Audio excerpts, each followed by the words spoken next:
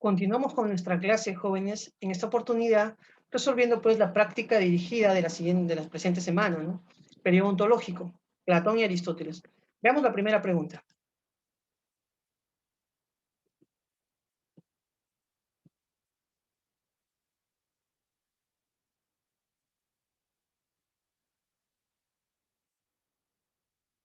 Listo, jóvenes. Miren, dice, según Heráclito, todo fluye y deviene y se mantiene en armonía por la unidad y lucha de los contrarios. Ese es el planteamiento de Heráclito acerca del cambio, ¿no? El cambio es producto del paso de un contrario a otro. Sin embargo, la pregunta se refiere a Aristóteles, nos dice, ¿no? ¿Cuál sería la teoría de Aristóteles al respecto? Y nosotros conocemos, pues, que la teoría de Aristóteles al respecto es que el movimiento es producto, pues, de lo que llamamos la teoría del acto y la potencia, ¿no? La potencia y el acto, ¿no? Una de las maneras por las que Aristóteles define el movimiento es como transformación o devenir. Y esto es posible gracias a lo que yo te decía en la clase teórica, ¿no? La actualización de la potencia, que es lo que es el movimiento, o el paso de la potencia al acto, ¿no? Como tenemos aquí en la clave. Entonces la clave sería, jóvenes, la alternativa D, ¿no? Y con ello habríamos resuelto pues nuestra primera pregunta, jóvenes, de esta práctica dirigida. Pasemos a la pregunta número 2, jóvenes, ¿no?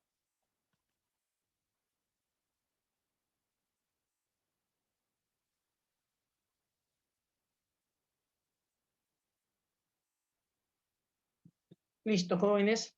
Dice, la filosofía de Platón señala que lo real es cognoscible a través del recuerdo de experiencias pasadas que ha tenido el alma en otras vidas. Por consiguiente, si somos partidarios de tal teoría nociológica, tendremos que admitir que, jóvenes, entonces, las experiencias pasadas y que el alma ha tenido otras vidas, ¿no? Entonces, si aceptamos pues toda esta teoría de Platón, esto pertenece, jóvenes, a la teoría de la reminiscencia, la pregunta, ¿no? Estaríamos entrando ya, pues, jóvenes, a la idea de que el alma, pues, perdura más allá de una vida, ¿no? De que el alma, pues, existe, jóvenes, más allá de diversos cuerpos, ¿no? Entonces, ahí la clave sería que el alma perdura más allá de una vida, que solo existe una única realidad y que lo real es captado por los sentidos o que es imposible el conocimiento del ser, jóvenes, son distractores, pues, que no pueden, pues, ser avalados como clave, ¿no? Entonces, la clave de la alternativa sería nuestra clave A. El alma perdura más allá de una vida. Entonces, la teoría de la reminiscencia, jóvenes, se basa en un fundamento antropológico, en el espiritualismo como fundamento antropológico, en la idea de que el alma es inmortal. Solo un alma inmortal que pasa por varios cuerpos, por varias vidas, puede, pues, generar esta idea de que el conocimiento es una reminiscencia, un recuerdo. Listo, muchachos, pasemos a la pregunta número 3. La pregunta número 3, jóvenes.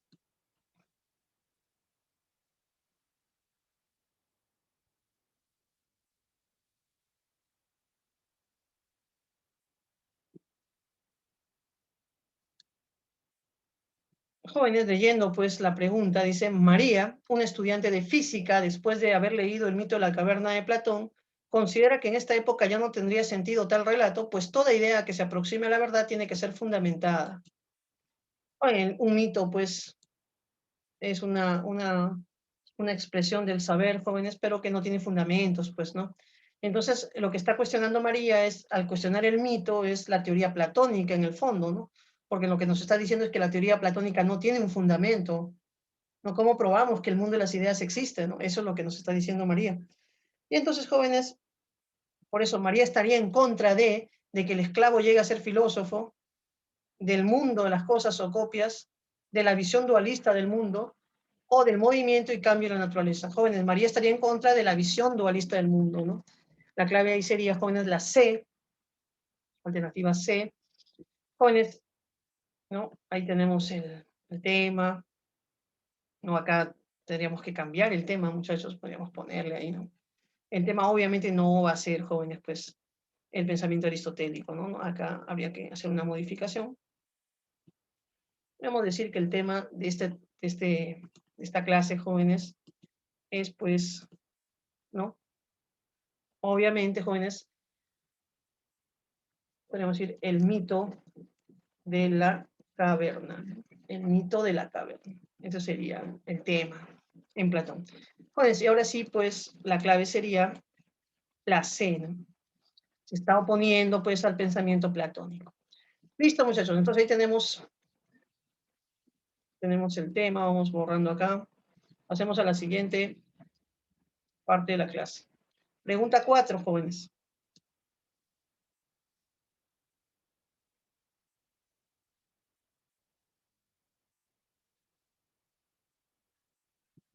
Listo, jóvenes, aquí entramos ya a la teoría de las 4 causas de Aristóteles, ¿no?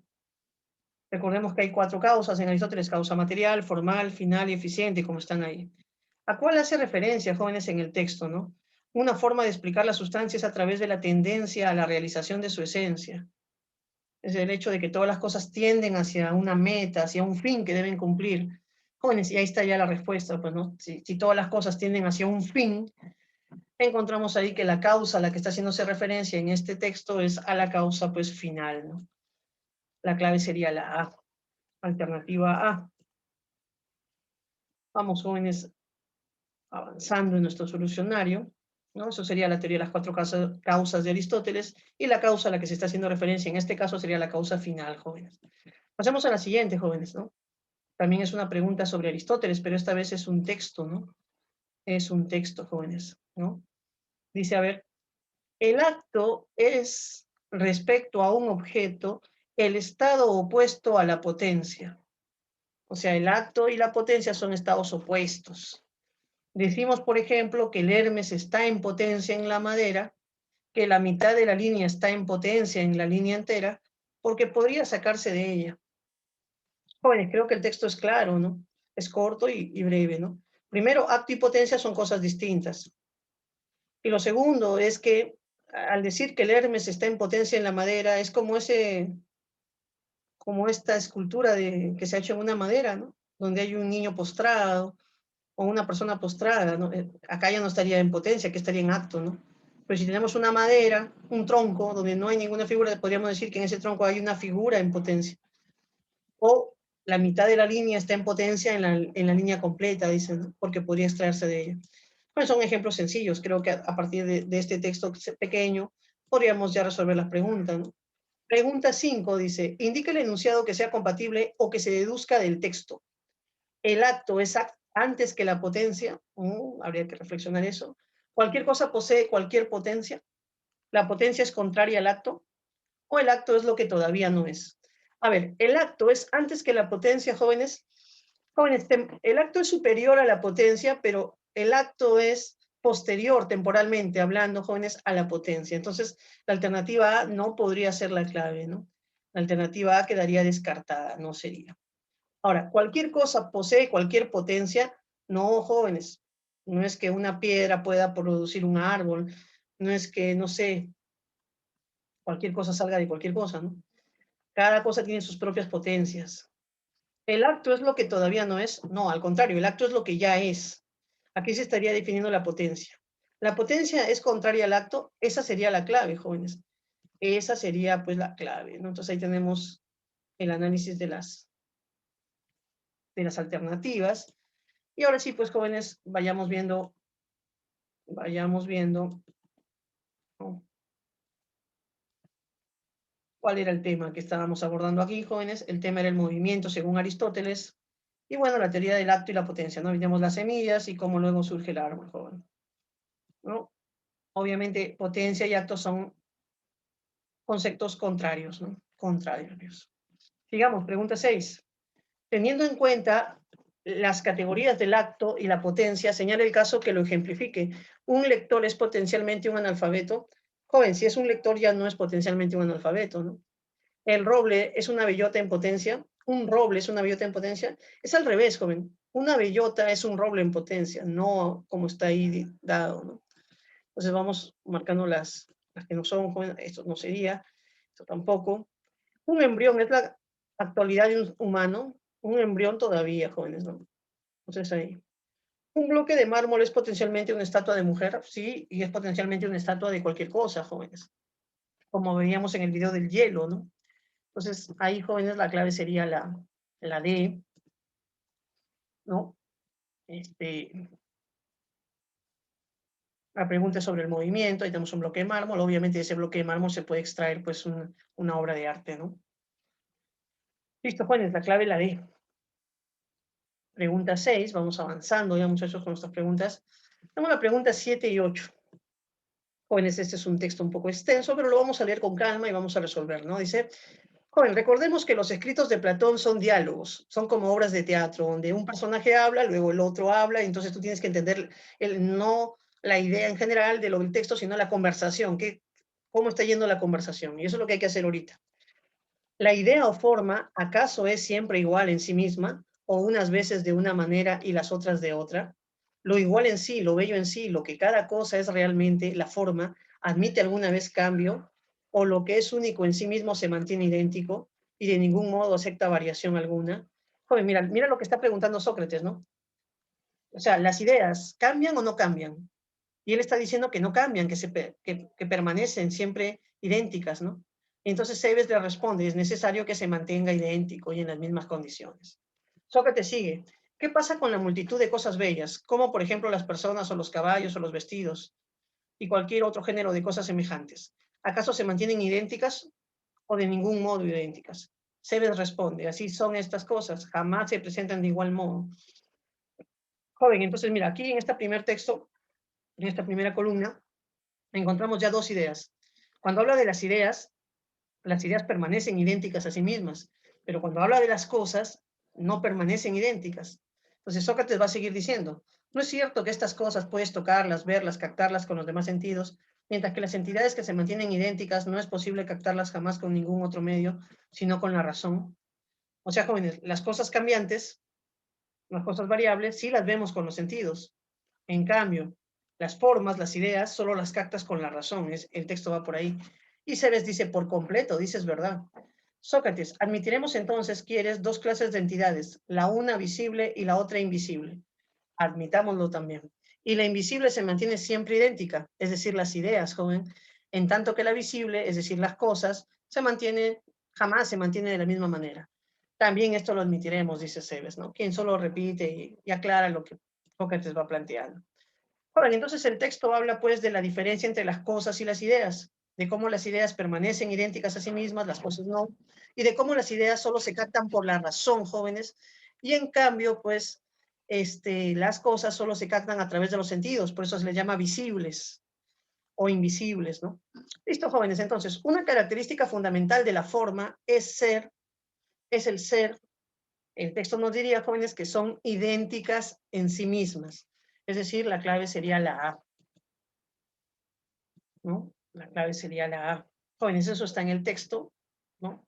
Las ideas son idénticas a sí mismas, no habría mayor fundamentación. Veamos la siguiente. La realidad que diseña Platón muestra que existen entidades en que todas presentan siempre la misma condición, siempre perfectas, bellas e iguales en sí mismas, invisibles e idénticas, así como otras visibles y cambiantes, perfectas e iguales a las cuales vemos y tocamos. Jóvenes, como vemos, pues la pregunta habla sobre la teoría de las ideas de Platón. Platón concibe una realidad existente en entidades perfectas e imperfectas. Las perfectas son invisibles e idénticas, mientras que las imperfectas son visibles y cambiantes. Joven, la clave en este caso sería la C, ¿no? Hay entidades invisibles e idénticas, así como otras que son visibles y cambiantes, ¿no? Ahí tenemos la dualidad del pensamiento platónico, jóvenes. Vayamos avanzando, jóvenes, hacia la siguiente pregunta. Dice,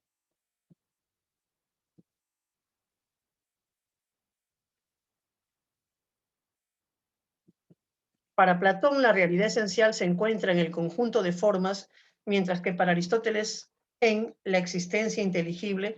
Bueno, recordemos que para Aristóteles no hay esa idea de otro mundo, ¿no? La actividad de la mente menos, el mundo supralunar, ¿no? ¿No? La realidad de las cosas, joven, el ser de las cosas son las cosas mismas, dice Aristóteles, ¿no? Entonces, ahí la clave está bien, ¿no? La clave es justamente las sustancias individuales, ¿no?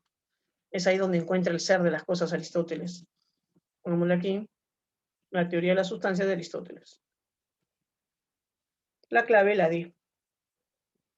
Jóvenes, así vamos avanzando. Pasemos a la pregunta número 10, ¿no? Pregunta número 10.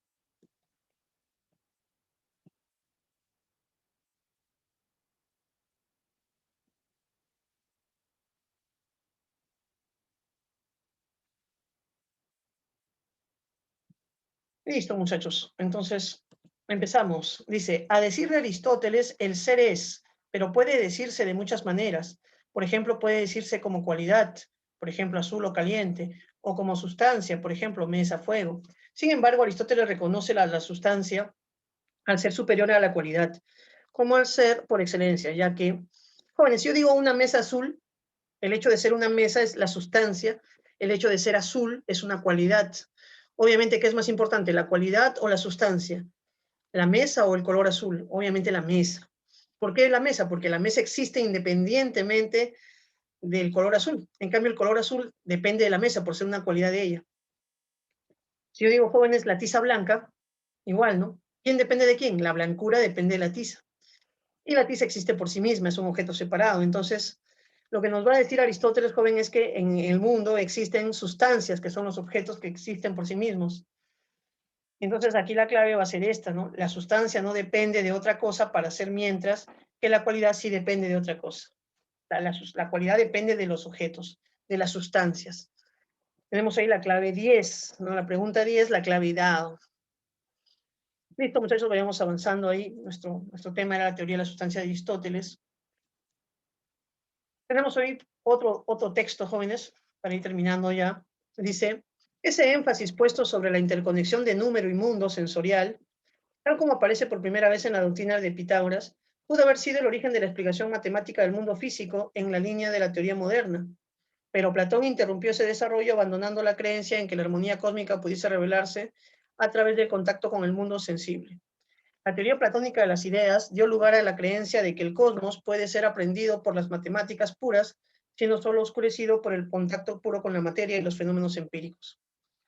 Bueno, lo que nos está diciendo el texto es que en la teoría pitagórica había la idea de que se podía conocer a través de los números el mundo sensorial, ¿no? El mundo de las cosas, pero que Platón dice, con Platón va a aparecer otra idea, ¿no?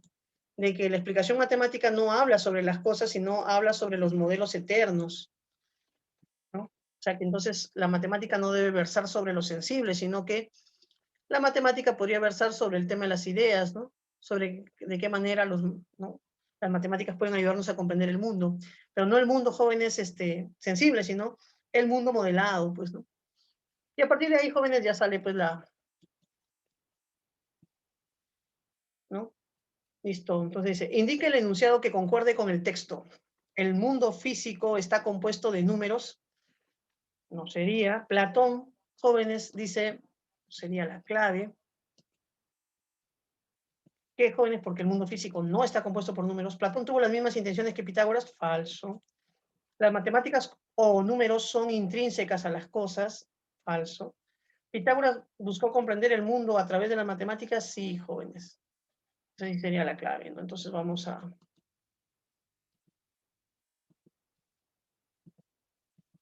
La influencia pitagórica y platónica, jóvenes, es el tema. La clave D, ¿no? Pitágoras buscó comprender el mundo a través de las matemáticas. Esa sería la clave D. La pregunta 11, jóvenes. La pregunta 12 dice, según el texto, ¿qué se entiende al afirmar la interrupción de Platón? Jóvenes, se entiende obviamente, pues seguir con el intento de comprender cabalmente el mundo físico, no. La negación de las matemáticas como un conocimiento fiable, no. Considerar las matemáticas como una obstrucción para la comprensión del mundo, no.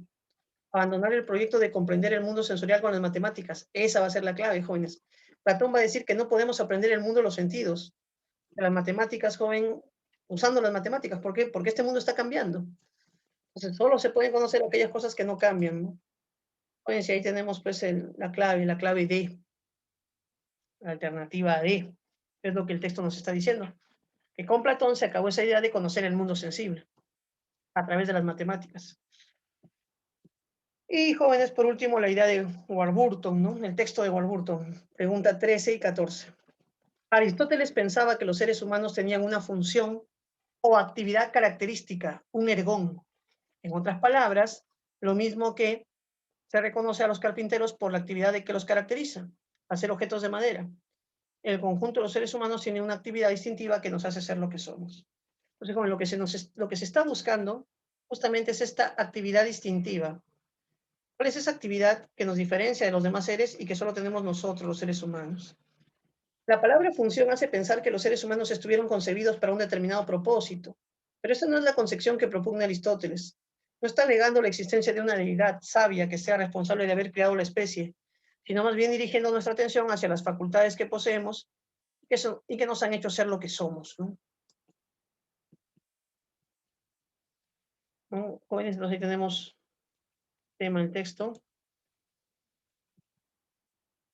En lugar de otra cosa, el ergón humano no puede consistir en el desarrollo físico, pues también lo comparten las plantas. El desarrollo físico no diferencia a un ser humano de un geranio. Tampoco puede tratarse de la capacidad para percibir, puesto que también lo tienen otros animales. Por ejemplo, los caballos. El ergón de los seres humanos es la actividad racional. Este es el elemento central de nuestra vida en cuanto a seres humanos. Joven, todo el texto pues explica el tema de por qué el hombre es un animal racional, ¿no? Por qué la razón es lo que es propio del ser humano. Es lo único que tienen los hombres y no tienen los demás animales. Entonces, es su definición clásica, ¿no? Por último, muchachos, ya partiendo de esta pregunta anterior, Aristóteles distingue y clasifica a los seres a partir de, obviamente, jóvenes, sus rasgos distintivos, esa sería la clave, como dice el texto, su propia singularidad, sus diversas actividades, su actividad o función propia. Jóvenes, me estoy confundiendo ahí. Su actividad o función propia va a ser la clave. Sí, la clave va a ser la de, no su ergón, le llamaría ahí la traducción. Y por último, jóvenes, la pregunta 14, ¿no? De acuerdo con la lectura, la actividad que caracteriza al ser humano como tal es el pensamiento, pues la actividad racional, jóvenes. O sea, a partir de ahí tenemos la clave que es la D, la D. Listo, muchachos, hemos llegado pues al final de nuestro solucionario del día de hoy, ¿no? Nos estaremos viendo la próxima clase. Espero pues haber sido de ayuda para este solucionario. Listo, muchachos, nos estamos viendo. Cuídense.